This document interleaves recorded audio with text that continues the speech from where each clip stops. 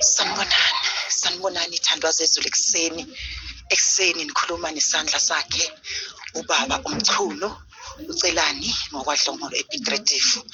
Beka-ke namhlanje ngathola ithuba elihle ngizothula ozophatha izwi lenkosi, ngizothula ubaba uNdaba, umnikazi wendiza. Awuthi noma uvuka ekuseni usayothenga amagwinya, ukuzibuze wena ukuthi wenzeni kusimakade, yini lezi ezinye izinto ezikuvalelayo. uJehova akashiyani. Hlala phansi uzibuze. Asambe baba, asambe bamndaba, ngena kubantwana bakho namhlanje usiphakele ukuthi wena ngabe usiphatheleni. Angibingelele endizeni ekuseni, angibingelele bantwana bakaNkulunkulu, bantu bokumkhonza uNkulunkulu. Sisekuye lo uNkulunkulu wabo bonke abamkhonzayo, mesulwe zinyembezi zethu, mduduzi wabadabukile. Wena ohamba nathi singamboni, sibone sesihlengeka.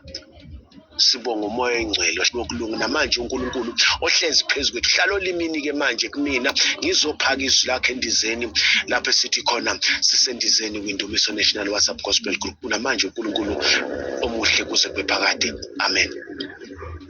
Asikhulume nomuntu ekuseni, sithi kuye ekuseni wenzeni, yini osuyenzile. Ngikhuluma namhlanje nomuntu othi uNkulunkulu akanginakile, uNkulunkulu uphi. Sokhuluma naye namhlanje endizeni, sizothi namhlanje ufuna i-attention kaNkulunkulu, but ukathi okhulumayo kwesinye isikhathi awuke wenza into ezokunyakazisa uNkulunkulu, awuke wenza into ekubonisayo kuNkulunkulu ukuthi uyazisola, ngoba iqiniso lithi sike asangenza kahle, iqiniso lithi sike asangakhuluma kahle, uNkulunkulu sike saze samcunula thina, but namhlanje sitholakala sisho size silikhipha igama sithi uphi lo Nkulunkulu, sithi lo Nkulunkulu akasinakile. Namhlanje sizokhuluma nomuntu othi ngilala kanjani ngingadlile, sizokhuluma nomuntu othi ngilala ngingadlile kepha uNkulunkulu uthi ukhona. Omunye sizokhuluma naye namhlanje othi ngifuna umsebenzi kodwa ngiwutholi, kodwa akakenzi lutho, ekhombisa ukuthi uNkulunkulu uyazisola kuyena, ekhombisa ukuthi uNkulunkulu uyayifuna i-attention yakhe. Sokhuluma naye namhlanje. Ake sivule incwadi lapha kuJona chapter 3 verse 10. Uma ungabheka kahle uJona wake wathunywa esuka. Ngifuna isikhulume ngaleyo ukuthunywa kaJona, kepha ngifuna sikhulume ngabantwana baseNiniva. uNkulunkulu lapha athumela khona uJona wathi hamba uye eNiniva, ufike ubatshela abantu baseNiniva ukuthi ububi babo sebunyukele ebusweni bami. Kodwa sithola iBhayibheli namhlanje lithi uNkulunkulu uyajika, ujike entweni ayesethe uzoyenza kubantwana baseNiniva ngenxa yobubi. Babonisa iBhayibheli namhlanje liveza ukuthi abantwana baseNiniva bazisola, hayi bazalwane. Babonisa uNkulunkulu ukuthi bayazisola. Hey, usuwenzeni ukukhombisa ukuthi wena uyazisola? Usuwenzeni ukukhombisa ukuthi uyamfuna uNkulunkulu ukuthi akunake noma uhleli? Ngithe uma ngiqala ukukhuluma sewenzeni, hayi sewenzeni. Noma uyakhuluma nje uyamsola nje uNkulunkulu kodwa ukenzi lutho, sewenzeni? Ngoba abantwana baseNiniva lithi iBhayibheli bathatha ngisho amasaka bakhetha ukubonisa uNkulunkulu ukuthi siyazisola uNkulunkulu, bawabhinca. But namhlanje abazalwane sihamba nabo baze bakhuluma abanye ngesibindi nakungazisoli nangokungabi namahloni besola uNkulunkulu, kepha abazalwane esahlele esonweni. Abazalwane basahle, wabazalwane suka esonweni, kodwa siyamsola uNkulunkulu. Sizolibuyisa kanjani izwe? Silibuyisele kuNkulunkulu noma abantu bezwe sibase kuNkulunkulu uma thina sithi sikhonza sisadla isono namhlanje? namhlanje uyajika uNkulunkulu entweni abesethe uzobenza yona. uNkulunkulu makanibusise endizeni ekseni.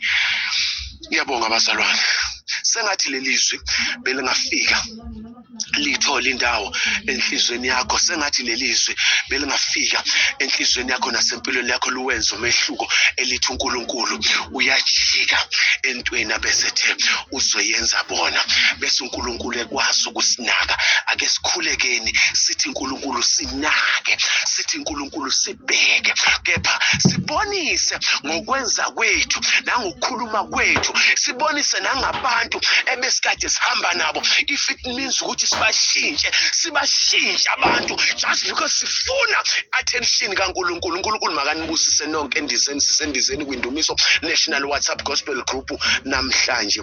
Ngwakwandaba angina pause kwenzanga. Sanibonani ekseni. uNkulunkulu uyayisola ngamazwi awashilo kuJona. Bathandekayo enomileyo phendukani. Sanibonani endizini. Namhlanje izinkosi yasuka ehlelweni sayo yasihlala emnotheni, yasimisa uNkulunkulu, siyimbethe amasaka yazimboza. Namhlanje ekseni ngifuna ukuthi ake siyingozi, sifuna ubuso kaNkulunkulu, uNkulunkulu. uJona utholakala egibela umkhumbi wrong, phambana nedirection kaNkulunkulu. Ngoba uNkulunkulu wethu bazalwane uneqiniso, uNkulunkulu onjalo. Ibonakala umkhumbi usuba nezinkinga, ngoba kuyenzeka utholakale umkhumbi usunenkinga noma inhlangano kaNkulunkulu isinenkinga kanti ukugibele umuntu oronge. Hayi, ngoba into eyenzakalayo leyo ngempela, uthola umuntu eshumayela ivangeli kodwa uthola ukuthi usahleli esiphambukweni sakhe asenzayo. Bayebethi-ke abanye umgibeli uyalishaya ihashi ebe egibele kulo. Nokuyinto eyenzakalayo leyo bazalwane, kumele siyikhulekele kuNkulunkulu ukuthi Nkosi sisize, sikhulume iqiniso kuwe. Abethumeni esenuka, kepha wena Nkosi ukube bewukhona ngabe akafanga. Uthi uJesu hayi mthukululeni bazalwane, bayamthukulula odadewabo uMartha benoMaria, bayamthukulula, uphefumulela kuyena, uyaphefumula uLazaro obese kuthiwa besebolile.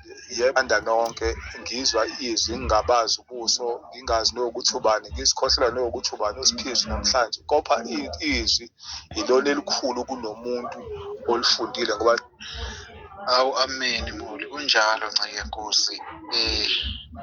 Lithi izwi leNkosi, uma sibuyela kuSomandla siyokwakhiwa, lithi siyokhuluma kuye esizwe, yena bese lungisa indaba yethu.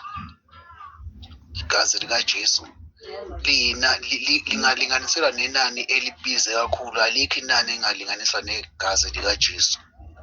Abelela sithi lungisa indaba yakho noJesu khona manje. Inkosi yaseNinive ayikaze ilinde, kodwa yasukuma ngaleso sikhathi umlayezo wafika ngaso. Ameni likaJesu Kristu ophila waseNazaretha. Moya oyingcwele, uNkulunkulu omangalisayo, siyabonga moya oyingcwele ukuthi ukhulume kahle nasentambama. Baba siyabonga uNkulunkulu omangalisayo ukuthi ekseni namhlanje kuvuka umbuzo ezimpilweni zethu ukuthi senzeni. uNkulunkulu omangalisayo siyakhuleka namhlanje Nkosi yami ukuthi siyazi ukuthi endleleni asenzanga kahle, kodwa lithi izwi leNkosi uma sivuma ziyahlanzwa zibe mhlophe njengecwa. Baba siyakhuleka manje Nkosi yami, siyazithoba silingisa abantwana baka-Israyeli. Baba ekseni namhlanje lithi izwi leNkosi, ekseni namhlanje kudingakala abantu abazobuyela emuva. Baba sisize, sinikeze amandla, usinikeze isibindi uNkulunkulu omangalisayo sokubhekana nezimo ezivuka-ke emkhathisini. Usithembisile uthe ngekho usishiye, ngekho usiliselele, uthena ukuhamba wathi usishiye nomoya oyingcwele ongumduduzi. Sikhulekela lo moya oyingcwele ongumduduzi ukuba ungasishiyi u-operate ezimpilweni zethu. Siyabonga entambama egameni likaJesu Kristu ophila waseNazaretha izibuye inkosi. Siyabonga mphathi wami, siyabonga ukhulume kahle uNkulunkulu ukunikeza amandla wokuthi ukhulume kahle ngenxa yesikhathi angikhona nokukhuluma la ngikhona khona kubhizi, kepha umoya oyingcwele uyangithinta uma izwi lenkosi likhuluma kanje. Ngiyabonga mphathi wami uNkulunkulu, ngathi akwenzele umusa nasekhayeni lakho. Amen.